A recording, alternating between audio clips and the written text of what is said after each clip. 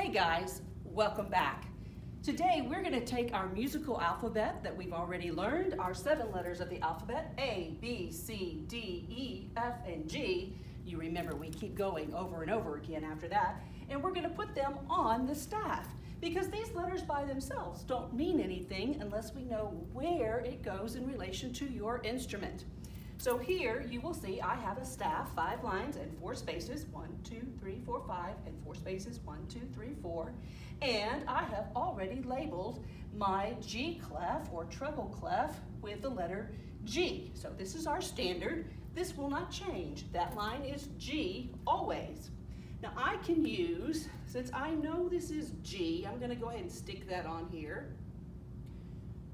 There's the G line. And then I'm going to use my musical alphabet to help me figure out the rest of these lines and spaces. If this is G, and it is, if I go up to the next available line or space, the next one is going to be A. So A would go right here. And then if I go to the next available line or space, that's going to be called B. And then I'm going to skip down here because I have another B here. After B in the alphabet comes C, and then we have D, E, and F. Now I'm at the top line of the staff with F. Now I have a couple of more lines and spaces here, so you will notice that as we went forward through the alphabet that I went up the staff.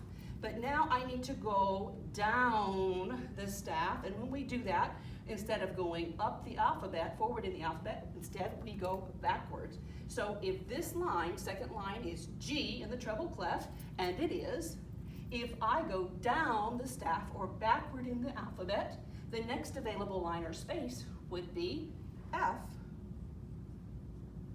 And if I go backward one more or down, that is E. So the bottom line of the treble clef staff is E. Now I'm going to pull these out. I'm going to look at just the lines.